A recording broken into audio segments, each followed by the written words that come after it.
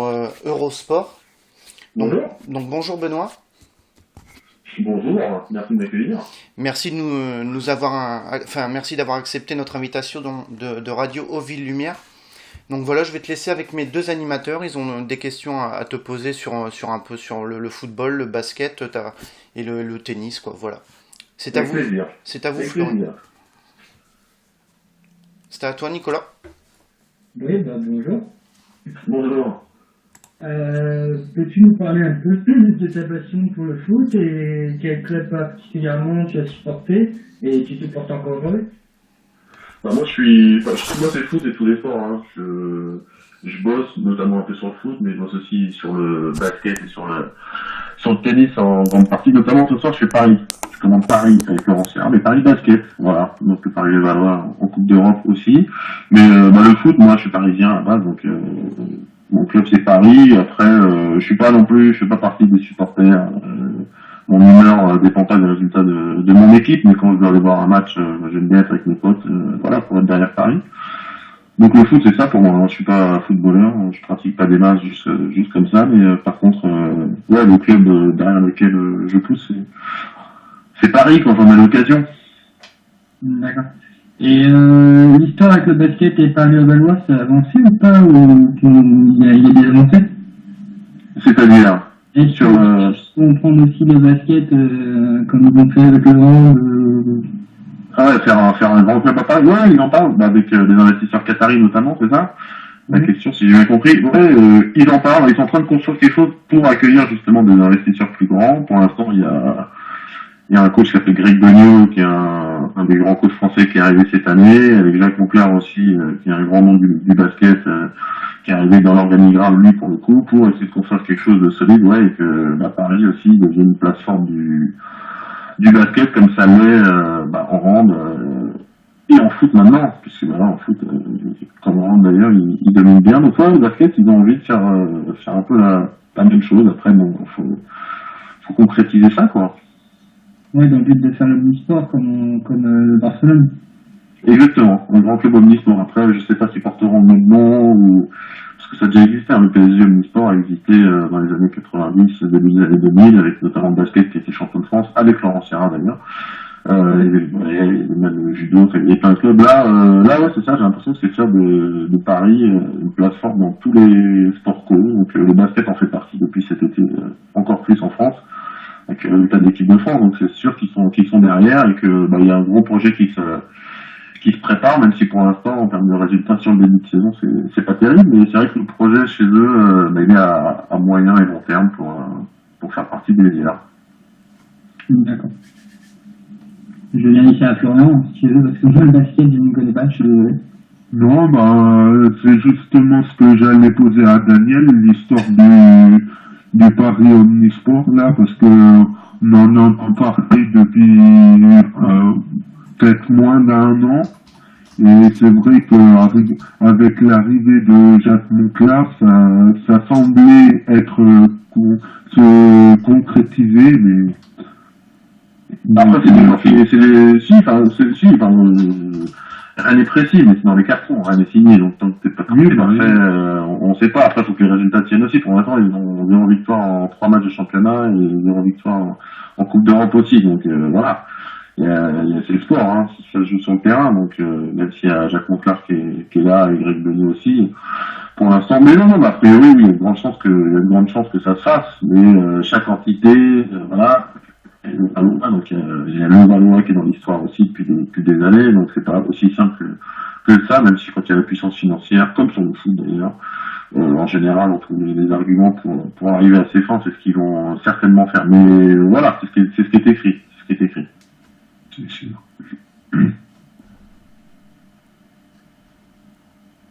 Et sinon, au niveau tennis, tu, tu commentes plein de matchs. J'ai vu. Moi, je suis pas. Mon rôle sur le tennis, c'est pas de commenter. Je commente un petit peu, mais très peu. Moi, je suis plus. J'interview, je suis avec les consultants, je fais des plateaux, c'est-à-dire que je vais sur les grands chelems, notamment en US Open et en Australie, pour interviewer les joueurs, pour faire des émissions avec nos consultants, Mélie Mauresmo, Henri Lecomte, Patrick Mouratoglou, Marion Bartoli qui est avec nous maintenant. Et mon rôle, moi, c'est plus ça. Après, c'est Frédéric Verdier et Bertrand Vignard qui commentent. Et voilà, on est une équipe. Et puis on a la chance de vivre, notamment avec ces 2 grands chelems dont je viens de parler, là, 2 événements énormes. Donc voilà. Voilà, le tennis, c'est quand même un sport assez fabuleux. Comme le basket d'ailleurs, mais le tennis, c'est quelque chose. Tu prends une chance française dans ces 2 événements? Pardon, excusez-moi. Tu prends une chance française? Les chances françaises en tennis? Ouais. Les chances françaises, ils sont là, il y a des joueurs. Il y a Richard Gasquet qui était en demi à l'US Open, Tsonga qui était en demi à Roland Garros, il y a chez Simon qui est capable, s'il revient bien, pourquoi pas, de faire des résultats aussi. Il y a Gaël Monfils qui est capable aussi. Enfin non, après les chances françaises, elles sont là. Elles sont là, mais il y a malheureusement pour les Français des gros, quoi. Il y a des gros joueurs en face. Il y a les meilleurs, quoi. Nadal, Djokovic, Murray, Federer. Donc pour l'instant, c'est surtout surtout les autres qui sont meilleurs, même si il faut qu'ils les battent pour gagner un grand chelem. Mais c'est vraiment c'est passionnant. En ce moment, on vit en tennis une période passionnante avec des grands champions et puis des Français qui sont là. Voilà, parce qu'ils sont pas numéro 1, numéro 2, mais ils sont dans les listes. Et quand on est sur un tournoi du Grand Chelem, on sait qu'avec les Français, on va avoir de belles choses en général. Il y en a toujours au moins 1 ou 2, voire plus, qui nous font vibrer longtemps. Il y a un mot sur Michael Yolin? Je suis désolé, je vous entends pas très très bien. Tu peux répéter, pardon. Un mot sur Michael Yolin? J'arrive pas à vous entendre. Un mot sur Mickaël Laudran, en fait. Ah, beaucoup mieux là. Beaucoup mieux. Un mot sur Mickaël Laudran, j'ai compris. J'avais cru comprendre. Mickaël Laudran, un mot gaucher. Non, Mickaël Laudran, Mickaël Laudran, il est plus en fin de parcours, Mickaël Laudran. Fin de carrière, quoi. Il est toujours capable, notamment en ce moment en indoor, de faire des bons résultats. On sait qu'en Coupe Davis, c'est un truc qui lui tient à cœur, donc notamment en double, il sait qu'il fait partie des potentiels sélectionnables.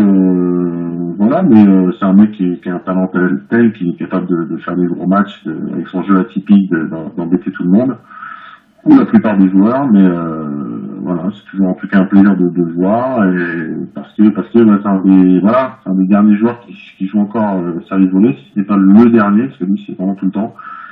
Et voilà, mais quand je dis qu'il est en fin de carrière, déjà c'est son âge, et puis il a clairement dit, il a maintenant, si je dis pas de bêtises, 4 enfants, et donc il doit s'en occuper aussi, mais quand il est sur un cours, il se passe toujours des trucs, donc voilà. Super. Moi, dans le tennis, pour les joueurs français, j'ai plus l'impression que le fait qu'ils gagnent pas, c'est plus un blocage psychologique du fait que certains journalistes, à chaque fois, ils les comparent aux époques de Yannick Noah, qui a gagné le Roland Garros. Toi, qu'est-ce que t'en penses? Ouais. Bon, après, le rôle des journalistes là-dedans, je crois qu'il est pas aussi grand qu'on peut le dire. Il y a la pression. Mais franchement, les mecs en face, c'est des monstres. Djokovic, c'est un monstre. Nadal, c'est un monstre. Vraiment, ils perdent aussi contre des gars qui jouent bien. Après, oui, par exemple, un Geoffrey Tsonga, c'est pas un mec qui manque d'ambition. Quand il est sur un court, mentalement, on le sent pas trop lâcher. Mais bon, il y a son corps des fois qui est un peu en train de le lâcher justement. C'est que c'est Gaël Monfils. Mais enfin, ça joue quoi. Enfin, ça joue. Voilà, il perd en demi à Roland, bon, là il passe un petit peu à côté. Mais bon, je crois de mon point de vue, c'est qu'ils sont moins forts, tout simplement, que les tout meilleurs. Ils font partie des meilleurs, ils font partie pour Tsonga et Gasquet notamment en ce moment, ils font partie des 10 meilleurs joueurs du monde, mais voilà, devant, ils vont les battre une fois sur 8, 10, j'en sais rien, et c'est dur quoi. C'est dur parce que quand en plus ils réussissent l'exploit d'en battre un, faut en battre souvent un ou deux autres pour gagner un grand chelem, donc c'est dur. C'est dur, c'est tout, mais bon. Après, les comparaisons, tout ça, c'est drôle des journalistes. Je sais pas, si, un joueur comme Richard Gasquet a souffert un peu, évidemment, de toutes les histoires qui lui sont arrivées. C'est un peu dur, parce que c'était très jeune, en plus, qu'il a subi la pression des médias, mais pour le reste, je suis pas certain que ce soit trop grande pression. Si peut-être à Roland Garros, évidemment, ils sont attendus, il y a plus d'attentes, donc là, le rôle des médias et de la pression populaire est important. Le reste du temps, non, je crois pas, hein. Le reste du temps, c'est, ils gagnent des matchs, ils gagnent parfois des tournois, mais il y en a d'autres qui gagnent plus. Et c'est vrai que tu dois quand même voir de sacrés pays en allant commenter les US Open, tout ça. Mais quel joueur de tennis vraiment préfères-tu dans tous les joueurs de tennis que tu as déjà côtoyés? Moi, je n'ai pas que je préfère, comme je dis, moi, j'ai vraiment conscience qu'on est en train de vivre en tennis une période incroyable, avec quelques-uns des meilleurs joueurs de tous les temps, si ce n'est les meilleurs, parce que il y a Federer, évidemment, qui est un mec qui dégage quelque chose d'assez incroyable. Mais Nadal, dans son style, autant au début, en tout cas, ce qu'il dégage sur un court, c'est que c'est bestial et animal et indestructible, mais quand on a la chance un peu de le croiser, de lui serrer la main, de l'écouter, de voir ses conférences de presse, on voit que c'est un garçon d'une humilité et d'une simplicité assez déconcertante, et sur le court, un joueur hors norme, vraiment. Et puis en dehors du cours aussi, cette capacité à travailler et à s'entraîner plus que les autres pour gagner.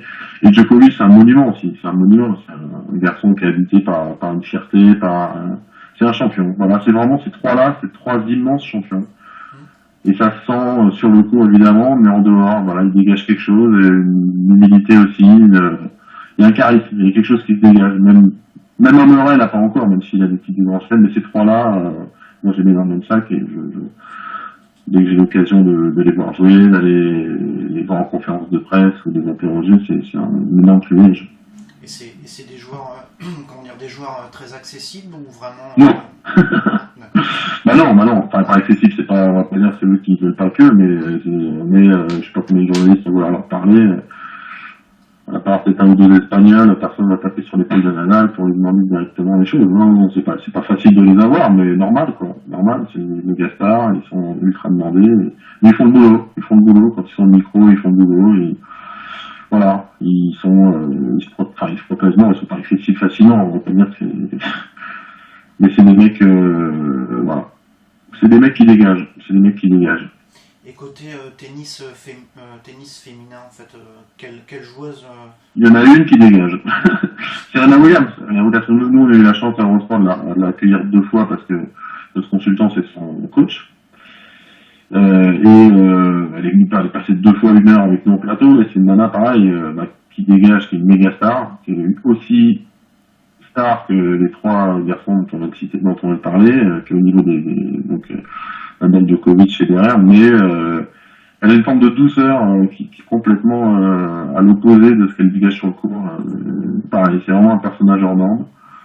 Voilà, les filles après, ouais, Sharapova aussi, méga star, et puis les françaises sont sympathiques, j'aime beaucoup Alizé Cornet, j'aime bien Mathilde Watson, qui sont des gens qui me parlaient d'accessibilité aux champions. Là, tu peux avoir des rapports évidemment beaucoup plus normaux avec ces gens-là, mais donc c'est voilà, c'est plein de belles histoires dans le tennis. D'accord. Florian, tu as peut-être une question pour... Non, je voudrais revenir au basket un peu parce que... Par en basket, on peut parler volley aussi, je suis volley moi. Ouais, si vous voulez. Ça intéresse personne, mais moi ça m'intéresse les gars, donc si vous voulez parler volley, je peux vous faire une demi-heure. Ça vous intéresse. Non, le basket, vas-y, basket, dis-moi. Donc je disais, ça a dû être un véritable soulagement là pour les garçons cet été, parce qu'avec une génération comme ça, tout le temps échoué aux portes du paradis, on va dire, c'est frustrant, quoi. Ouais, il y a eu notamment un match contre la Grèce, une année, si je dis pas de bêtises, c'était 2017, avec le shoot de Diamantinis, là, ils avaient possibilité de gagner. Après, c'est un peu comme au tennis, il y avait l'Espagne, l'Espagne, là, ils les battent, mais ils manquent quand même Paul Gasol, Juan Carlos Navarro, et autres, mais en tout cas, ils ont saisi leur chance, ouais. Ouais, non, c'est vraiment la récompense d'une abnégation hors norme. Voilà, on parle de champion avec les tennisman, la Tony Parker, voilà. Il se pose là, ça fait 10 ans qu'il est là, qu'il est tous les étés, avec l'équipe de France, à faire tous les championnats, être moteur de cette équipe, être moteur leader sur le terrain, mais voilà, avec le le vrai porte-drapeau du basket français. Et c'est ultra mérité qu'il gagne cette compétition pour Tony Parker, pour les autres évidemment, Boris Dio, Fouquet-Truss pour parler des plus anciens. Et pour le basket, c'est évidemment une immense nouvelle, quoi. C'est une immense nouvelle, c'est une vraie récompense pour tout le monde.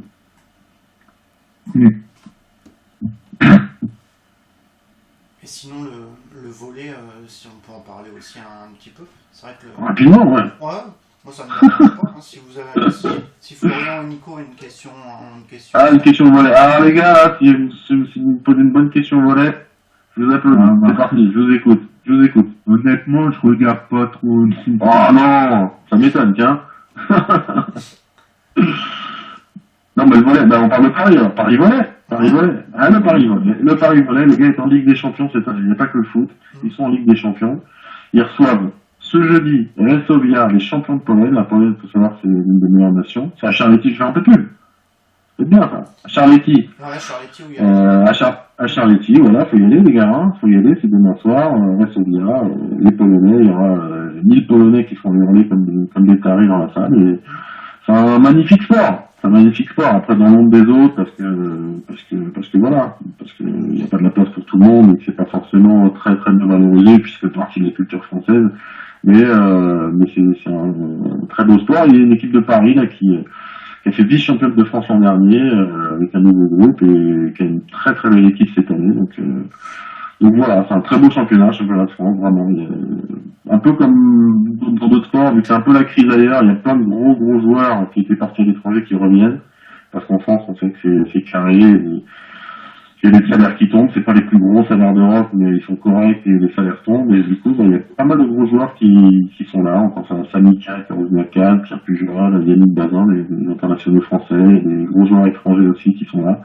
Et ça fait un très beau championnat, donc faut y aller, quoi. Il y en a dans toutes les villes, hein. Paris, si vous êtes ailleurs, dans le sud, il y a tout ce qu'il faut. Il y a Montpellier, il y a Sète, il y a Cannes, il y a Rennes, il y a Dunkerque, il y a tout le monde, il y a Tourcoing. Où vous soyez en France, vous n'avez pas d'excuses.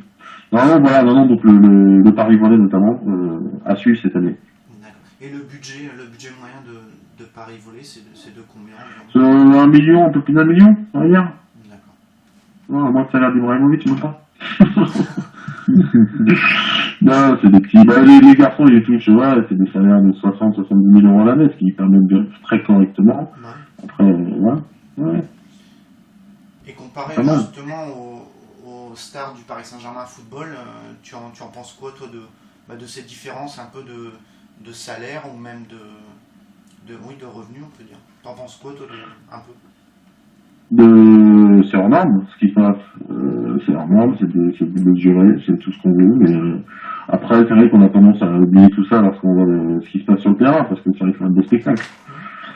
Là, pour le coup, au stade, on s'ennuie pas. Après, bon, c'est vrai si on rentre dans l'éthique, dans la comparaison avec d'autres sports, avec même au-delà du sport, de la société, c'est complètement, c'est trop. Finalement, c'est trop. C'est même n'importe quoi. Mais bon, la vie, on va pas se sauter au hasard. L'interne, il touche 100 millions, il touche 1 million. Il fait mal à personne non plus. C'est même plutôt du bien, dans l'absolu. S'il donne un peu de joie, un peu de bonheur aux Parisiens. Non, c'est de toute façon, qu'est-ce que tu veux dire sur le pognon? Ils en ont, ils le donnent. Et puis là, pour le coup, on peut dire qu'ils le dépensent plutôt bien. Ils en ont beaucoup, mais ils auraient pu donner beaucoup de pognon à un joueur qui joue pas bien. Après, si, on peut dire Pastore, par exemple. Bon. Il justifie pas forcément son investissement, mais bon, ça n'a pas l'air trop leur faire mal au patron. Ils ont un peu de ressources, j'ai l'impression. Bah, disons que c'est pas à perte. Non, ouais, si, je crois que c'est à perdre. Si, je crois que c'est à perdre. Ils sont pas rentrés dans une logique de plus-value. Voilà. Et ils sont pas partis dans une logique de faire de l'argent. Peut-être si à long terme, sur un plan, mais c'est plus de la com, c'est plus de l'image, c'est plus l'intégration du paysage français. C'est une manière, à l'arrivée, forcément, ce sera payant. Ils ont une forme de charisme, d'influence et de réseau. Enfin, je pense que c'est là l'investissement qui, si on prend le pur raisonnement économique à l'arrivée, je pense que ça paye. Mais voilà, ils ont beaucoup de sous, mais ils le dépensent comme ils veulent. Après, il suffit de partir d'un Ibrahimovic, c'est bien. Bon. Tu Au moins, il joue bien au foot, hein. Ouais. Et tu penses que le PSG peut gagner la Champions League cette année? Bah, moi, franchement, sur ce que j'ai vu, j'ai notamment vu les deux matchs de Ligue des Champions, je les trouve assez impressionnants. Ouais. Ouais. C'est la première fois que je ressentais avec une équipe française. Même Lyon, lorsqu'ils étaient en demi, on sentait qu'ils faisaient des grands matchs, mais c'était un peu... voilà, ils jouaient pas en sur-régime, mais ils sortaient un peu le match de leur vie. Là, on a l'impression qu'ils dominent en jouant à leur main, quoi. Donc, ouais, mais après, la Ligue des Champions, c'est pas championnat, c'est pas la même formule, donc il suffit de... Enfin, il suffit de battre des grosses équipes sur deux matchs, ce qu'ils peuvent faire. Je pense qu'ils peuvent battre évidemment tout le monde. Donc à partir du moment où tu peux battre tout le monde, bah, tu peux gagner la Ligue des Champions, hein, c'est sûr. Franchement, c'est solide. Ça peut gagner. On va accueillir Jean-Charles, donc le dernier animateur de Radio Hauville Lumière. Donc Jean-Charles, tu as des questions, je crois? Oui, bonjour, désolé pour le retard, il y a un petit souci avec... oui, bonjour, donc, excuse-moi, en fait, je crois que finalement, l'invité a changé. Non. C'est tout le Je sais pas, c'est qui qui était prévu. Je sais pas, moi.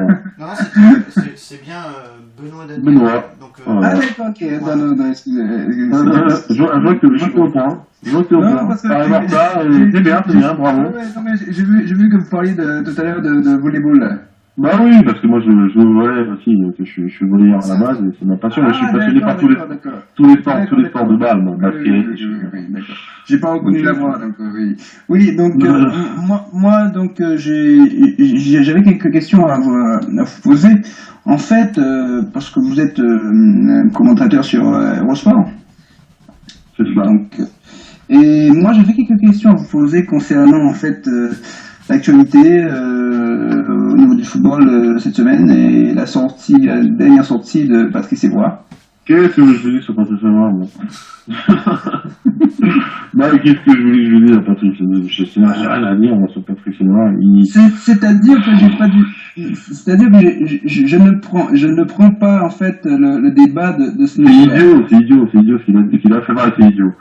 Je sais pas, il n'a pas compris que quand il ouvre la bouche, ça pouvait avoir des conséquences. C'est comme rester dans le bus, voilà, les mecs qui captent pas, j'ai l'impression encore à porter de leur parole, quoi. Ça sert à rien. Enfin, ça fait penser à Nafri à l'Euro qui marque son but et qui fait un bras d'honneur. Enfin, je comprends pas qu'il ait pas de distance par rapport à tout ça quant à ce statut-là. Voilà, c'était dans la lumière. Après, c'est des gens très importants, notamment ils ont des gros salaires, donc c'est pour ça qu'ils ont des gros salaires. Quand on a des gros salaires, ou des gros salaires ou un gros statut, faut accepter qu'on se fasse critiquer, de se faire critiquer, et faut arrêter de jouer de parano aussi, quoi.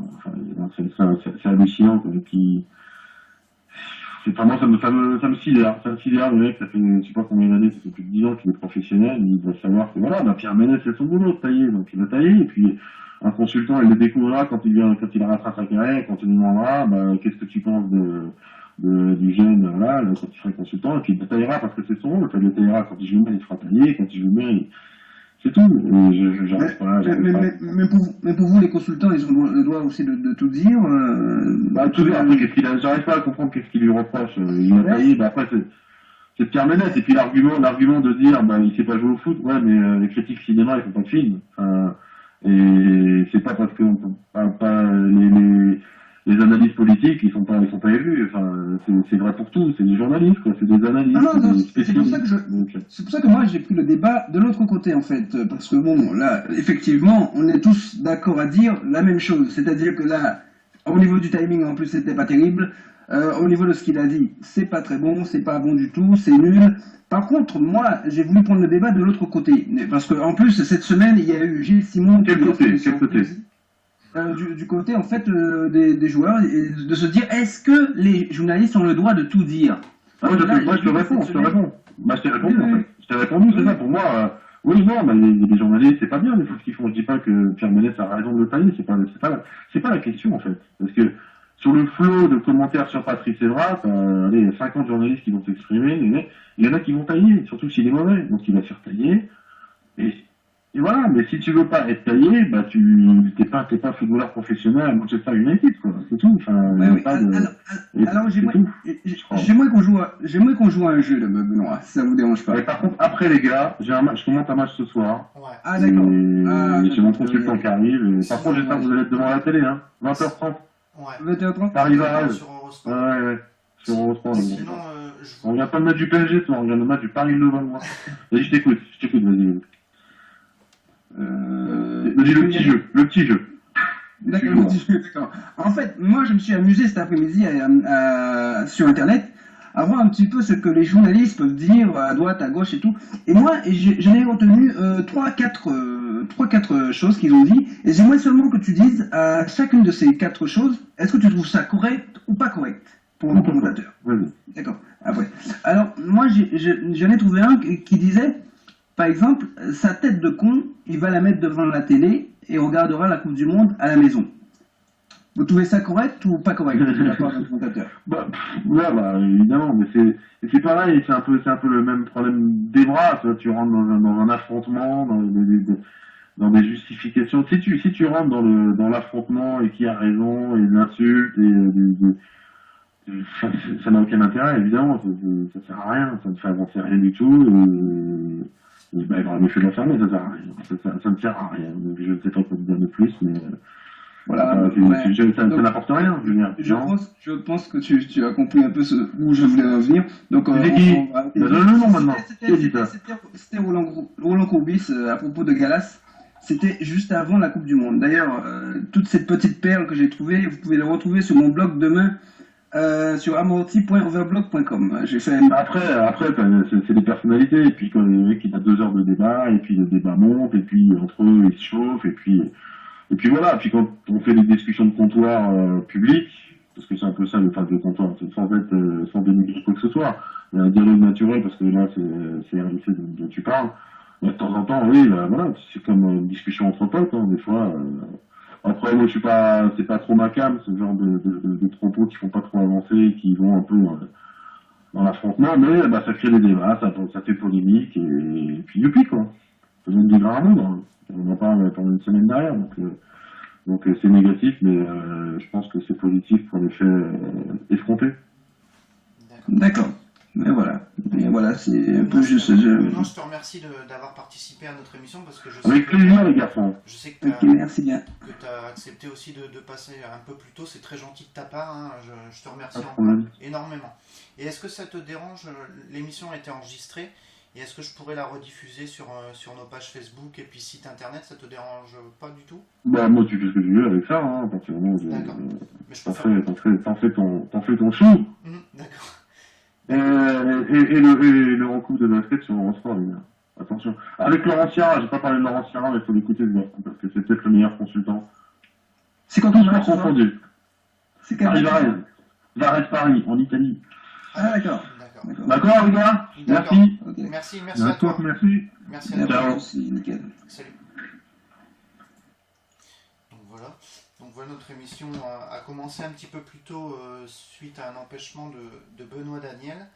Donc vous avez trouvé notre invité comment gentil, ça a été? Ouais, pour le peu que j'ai oui, ça va, c'est quelqu'un en plus qui parle bien. Ouais, il est accessible, hein, c'est vrai que... Ouais, accessible. C'est vrai j'ai demandé si c'était toujours bon pour aujourd'hui à 18h, il m'a dit 18h, mais je resterai que jusqu'à 18h15. Je fais, écoutez, est-ce qu'on peut avancer un petit peu? J'enregistrerai l'émission et puis je la rediffuserai sur nos pages Facebook et blog ou même site internet, hein, comme ça nous fera de la pub. Et puis il a dit pas de problème, donc voilà, donc c'est vrai qu'il est gentil. Donc maintenant, normalement, on devrait accueillir Zaccaria El Mastro, donc c'est son surnom, hein. Il est entraîneur des U12 du Paris Saint-Germain. Donc il m'a confirmé hier que c'était ok, mais pour l'instant j'ai toujours pas d'appel. Donc en attendant, si tu veux, tu peux parler un petit peu de ton blog. Ouais, Jean-Charles. Ouais, c'est en fait un blog morty.overblog.com. Alors c'est un blog que j'ai créé il y a de cela depuis le début de l'année, je crois, depuis le mois de mars en fait, qui était d'abord un peu sur le mercato en fait estival, où on donnait beaucoup d'infos. Et une fois que le mercato s'est terminé, en fait, le blog s'est un peu arrêté. Donc, on arrivait quand même à avoir du monde. On avait des pics de 2000 personnes par mois, en fait. Des fois, en une journée, on pouvait atteindre 300-400 personnes. Donc, ouais, c'était des bons résultats. Mais bon, c'était aussi pendant la période du mercato où, quand même, les gens sont friands d'infos. Donc c'était un peu en sommeil, mais là ça va reprendre là parce que bon, il y a aussi la Coupe du Monde qui va arriver, les Champions League et tout ça, donc voilà, donc ça va reprendre dans les jours qui viennent et on espère aussi parler de ton émission sur Amorti. D'accord. Bah, au pire, moi ce que je peux faire, c'est le rajouter sur mes deux sites, hein, sur le site Oville Lumière, le premier que j'ai réalisé, surtout le deuxième. Donc, Ouais. pour faire un petit partenariat, comme tu veux, moi ça me dérange pas. Ça me pose aucun D'accord, super, je te remercie. Et à noter que cette émission a été écoutée par, bon, on débute, hein, je dis bien, elle a été écoutée au tout début à 18h, on va dire à 18h moins 5, par 29 auditeurs. Bon, Ah oui, quand même, c'est, ça va. c'est des débuts, hein, on n'est pas non plus... Mais principalement, c'est vrai que les podcasts fonctionnent très bien car ils sont réécoutés. Florian, tu peux nous dire un petit peu comment tu fais? Tu les mets sur un site tu peux expliquer? Bah, en fait, je prends ton lien de YouTube là et j'enregistre le flux audio. Et après, donc ça me fait un fichier MP3. Et le fichier MP3, je le mets sur SoundCloud. Donc, D'accord. ouais, je trouve que